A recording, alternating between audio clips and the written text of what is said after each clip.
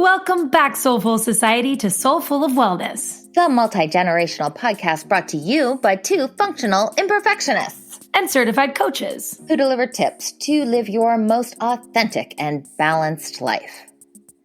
Today, we're talking about those things we do under the guise of being healthy that are actually getting in the way of our own success.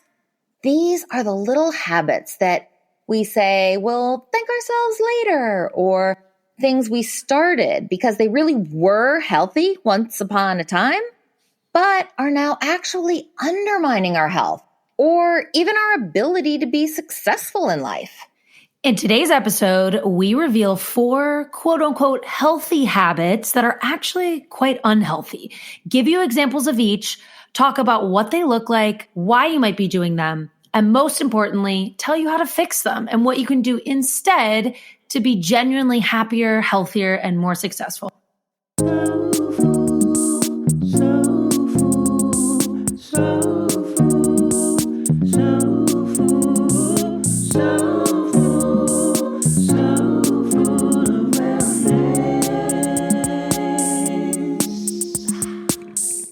Welcome back. Please follow us if you're on Apple Podcasts. That's that plus button in the right-hand corner that'll turn into a check mark so you don't miss a week of wellness goodness.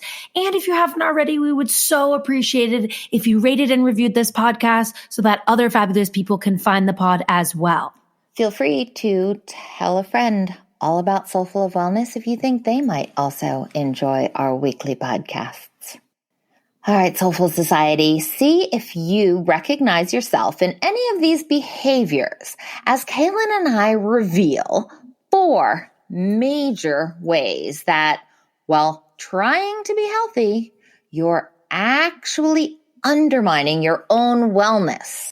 We're going to get into 4 examples. So the first one is over planning or over preparing. This is typically a form of either distraction or procrastination that you're doing to avoid doing what you actually need to be doing. I can so relate to this. I can sense and feel I'm gaining some awareness on how I've gotten into the habit of sort of over planning things, when in reality, you think it's this very healthy habit because you feel sort of, in check. You feel like you're really adulting. You're like, well, I'm planning, so this must be good. Right. I'm learning all I can before I get started. Yeah. I'm really setting myself up to be successful here, because I'm going to know the ins and the outs and the backstory. Mm-hmm. By the time I actually get started, it's going to be like, phew, success all the way. Like you notice that most of your time in your day, and I'm speaking from experience here, like I started to notice a lot of my day, any sort of free time or taking breaks from work was consisting of planning. Is it planning an outfit? Is it planning an event? Is it planning details of the wedding that really aren't urgent, but I just want to be doing something? And here's my hunch on this, Kit. I think it's because for those of us with generalized anxiety, it's sort of this little tool we use for control. I do it because I so deeply fear failure that it starts with good intention. It starts because I really do want to get ready and do all I can to not waste anyone else's time. I feel like, but on my own time, I'm going to prep, I'm going to study, I'm going to research. But the problem is that I'm doing all this activity, yet nothing's actually getting accomplished. Right. Yeah. I haven't taken one single step toward the actual doing. You can prep and prep and prep. Right. And make very little progress in your real learning because you haven't tried the thing yet. You know what's another interesting example of this?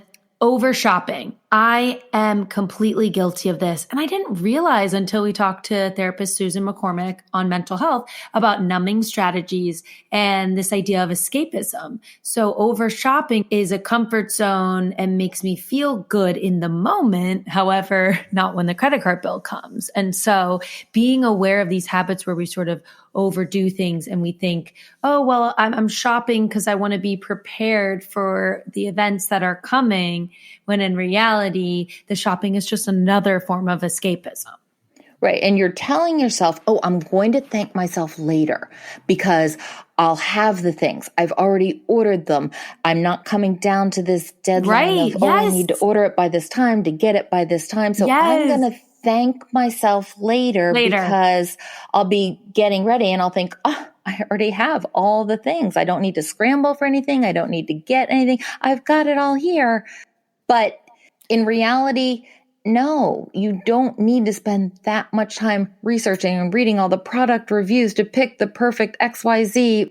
You know, you can also alternatively go to your own closet and pick something out and boom, there you have an outfit too. Right, right. And so what's interesting is this notion of this hidden healthy habit of over planning or over preparing for something, for an event or to go somewhere or whatever it is really you're just stalling and putting off doing what really needs to be done. You are. And the things that need to get done that you really didn't want to do, hence your avoidance techniques, they still need to get done. And now you're under a time crunch. Now you've got the pressure of, oh my gosh, and I only left myself this much time. And really, honestly, I know that's not enough time. And now I'm just rushing. Right.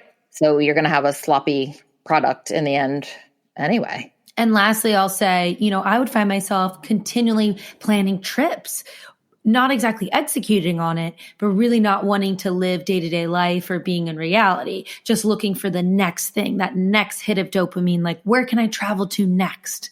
And that is just a quintessential form of escapism. Second up on our hit list. Overscheduling. Overscheduling is what you do when you subconsciously need to make your life too busy to have the time to sit with yourself and any bad feelings that might crop up in those quiet, reflective moments.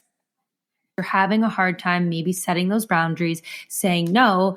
And in reality, it's probably another form of avoidance of sitting with yourself, which can be really hard to sit alone, to get introspective, to turn inward. It's not always fun. That's why they call it doing the work. If you notice that the only time you have a free chunk in your schedule is when something gets canceled at the last moment, that's a surefire sign. Also, if you look at your calendar for the next month and you have at least one scheduled activity on every single day, you don't have a single day in the upcoming month is still free, that's another sign you might be doing this. Language to watch out for in terms of your self-talk is, well, I'm an extrovert and I want to be social and all these things because of the pandemic. I haven't gotten to see these people in so long. This makes me happy. This brings me life. I love being busy. I'm more productive when I'm busy. I'm not saying any of those things are untrue. This is where these little hidden habits get away with murder because they convince you they're healthy. You want them to be healthy. You want to believe them. So you're willing to say, oh, no, this is a good thing. Yet your body's clearly sending signals that even extroverted you might be maxed out because you're thinking, oh my Lord, if I don't get 2 seconds of peace to myself, I'm going to lose it. Yeah. Well, you're the one in charge of your own schedule, ultimately. Do something about that. And when we're alone is the time that we can really turn inward. We can really identify the things in our life that are working, that aren't working. And so being very mindful of overscheduling, it is another form of escapism, of escaping of that uncomfortable time of sitting alone. Your brain needs time to process.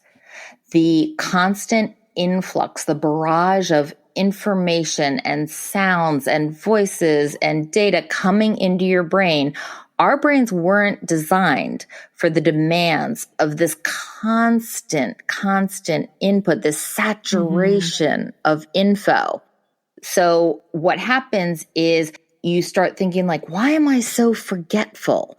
Why can't I remember the details? And anxiety. Your anxiety just amps up. And this is because your brain simply can't handle this level. It needs the time to sit still and let the information find the correct compartment to store itself so that it's easily retrievable when you need it.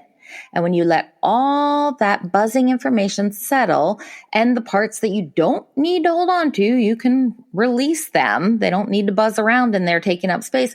You're making space for future information to come in. Oh, that resonated so deeply, Kit.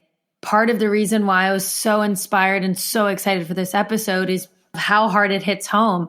Recently, I found myself just constantly distracting myself and overscheduling my brain. Mm-hmm. You know, if I take a work break, what am I doing? I'm scrolling on social media in an endless pit. I'm like addicted, unable to unglue my eyes from these feeds.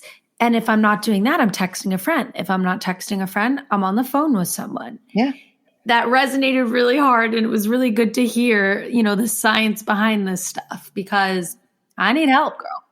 Well, I'll share with listeners what I recently put myself through. I won't even say went through because that's too passive. Like I put myself through this. If I just have down quiet time, I got to the point where I thought of that as lost learning time. So any quiet time I had, I was listening to a podcast or a recorded book and I'd walk around multitasking, thinking, look at me accomplishing so much. I'm doing laundry, but I'm also listening to this self-help book.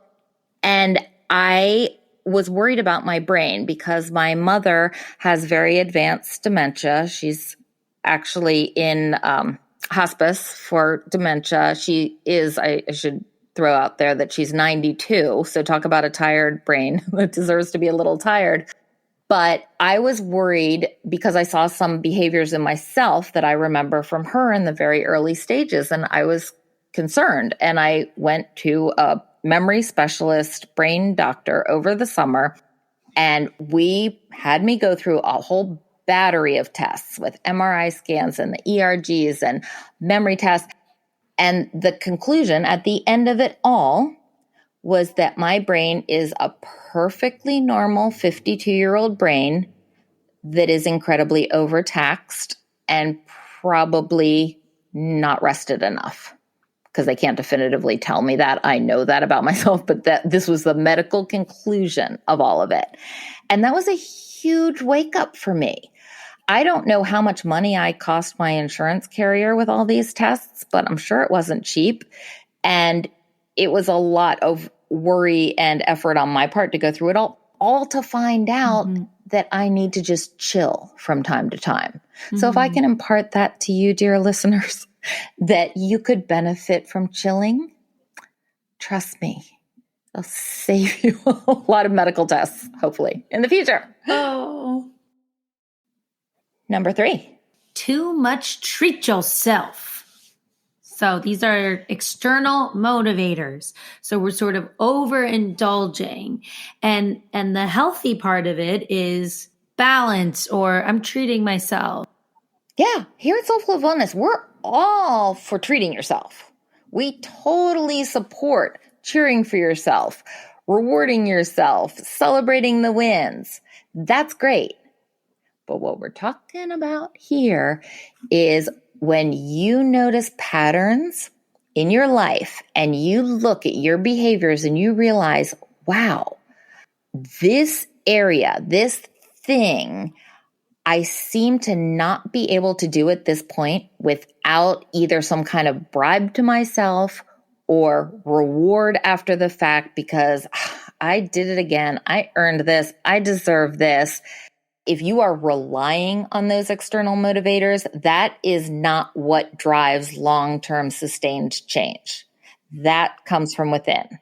I think that for this one, it can really show up in the body. And the reason why I say this is because overindulging can look like many different things. I used to overindulge in fast food and takeout in college, as well as alcohol and processed foods.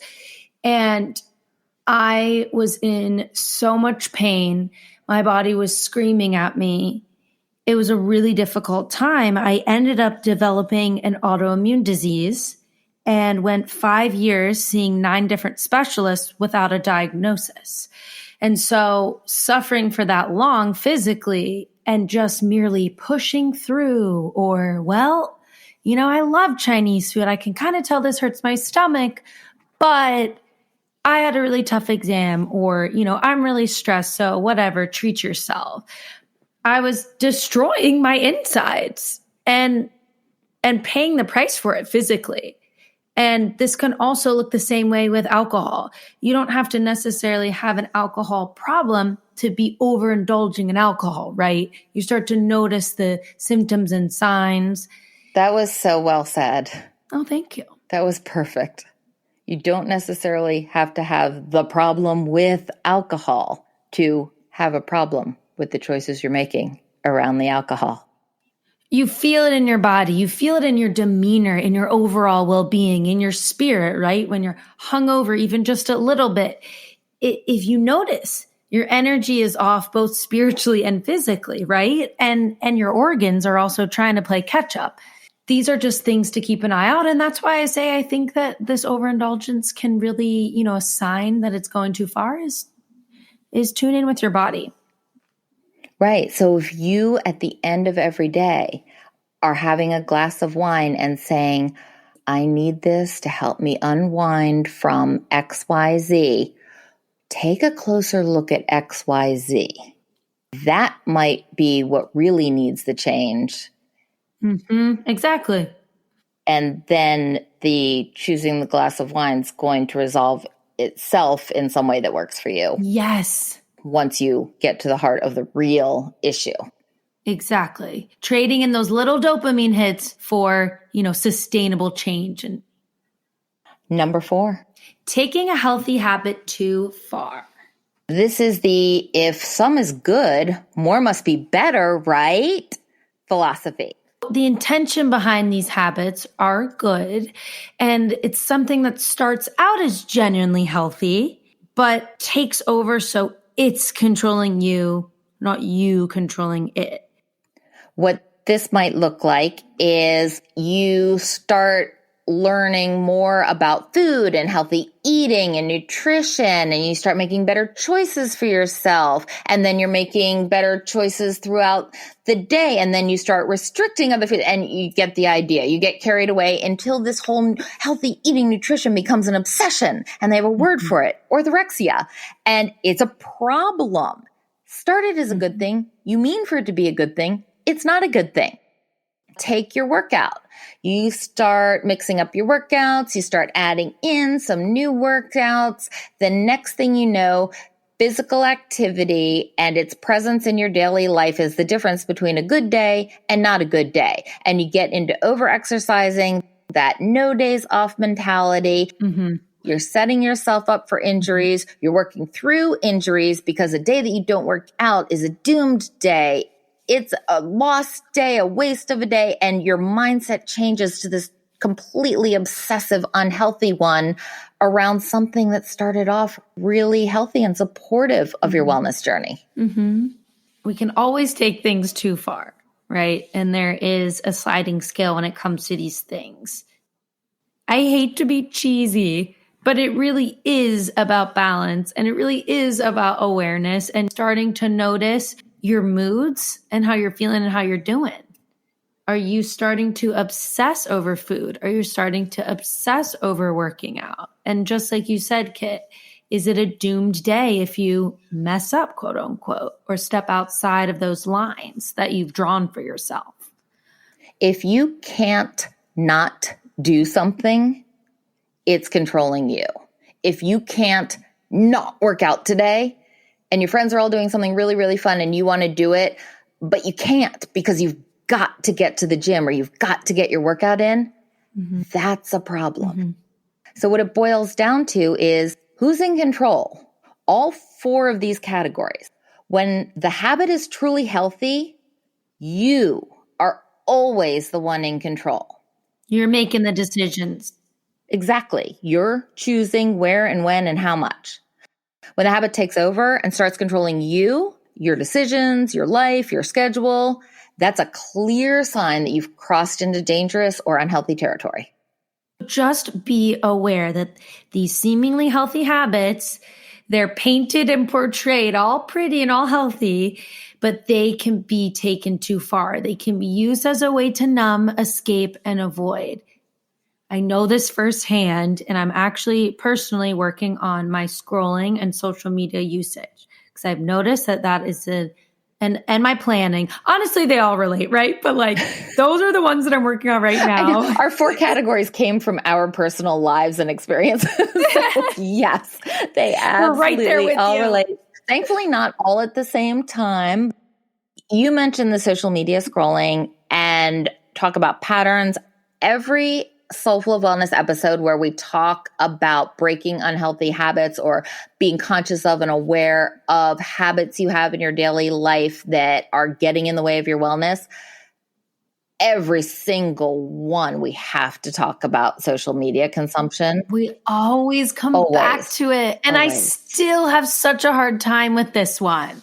This is a hard habit to break. It tells you it's fun. It tells you it's social. It tells you all kinds of things that you want to believe. So you're on board. It's so easy, right? It's at the palm of your hand. You've gotta watch for the impact it's having on you, on your mood, on your self-esteem, on your wellness. And say no when you need to. Set limits when you have to. What to do? 1, notice, be self-aware, and be realistic. The tendency is to believe the messages of, but it's this, but it's doing this for me, but it's this. It's so good for me. I know other people who, well, good for them. We're talking about you. That's not you. No one's perfect. We do the best we can, but we learn and grow from our mistakes. Don't repeat your mistakes. Number 2, get to the root cause. A coach or a therapist can be extremely helpful with this, but you are capable, if you're willing to be self-aware and realistic, you can get to the root cause once you notice all these things are around XYZ. Dive into XYZ. Mm-hmm. I can't do a day without X. What if? What would happen if? What if you did a day without X? Would the world fall apart? Would you wake up fat the next day? Go there. Worst case scenario. Step 3. Start a meditation practice. So this physically rewires your brain. It helps you handle stress. It teaches your brain to tell your emotional system to pause and process. Helps the nervous system relax. Which brings us to number 4, a mindfulness practice. It could be as simple as just trying your best to be present when you're doing the dishwasher. I mean, I think listening to music while doing the dishes is the same thing. So being mindful looks like just trying your best to be present in each moment. So maybe try once a day. So taking a walk without your phone, maybe. Give your brain a break from the screen and from the habit and the addiction. Like knowing me, I'd pull out my phone, who knows, 18 times during a walk. I don't know. If my phone's not with me, I don't have the option. So you can really soak in the benefits of being outside, which brings me to spending time in nature. That's another great mindfulness practice. Get you out of your head, get you out of those habits and into the moment. And finally, schedule alone time. That packed schedule some of you have. Schedule downtime, not a reserved spot so you can put last minute stuff in later, and not catch up time. Not, from 4 to 5, I'm not going to schedule anything so I can catch up with the things I ran over with or put off earlier in the day. No, it's not that. It's scheduled alone time to sit and reflect, to be with your own thoughts, to allow your thoughts and your ideas to find that proper compartment for later retrieval on demand, to lower your anxiety, to calm everything down, to slow it all down, and create space in your brain for new information in the future to deal with all the different things that come up in life.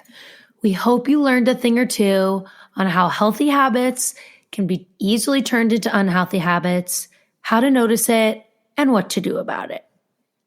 If you have any tips that you've learned from experience and would like to share with us and other listeners, we would love to hear them. We have a couple options for you. You can always email us at sfowpodcast@gmail.com, or you can DM us on Instagram, Soulful of Wellness with an underscore between each word, or we're experimenting with those voice memos. I don't know what they're even called on Instagram, but you hit that little voice record thing and it's kind of like leaving an old school voice message for somebody. Till next time, see you next week. Peace, love, and light. Peace, love, and light. The Soulful of Wellness hosts are certified health and wellness coaches. This podcast is intended to inform and entertain listeners on their wellness journey. This podcast is meant to enhance, not replace, listeners' care from doctors, therapists, or other medical providers.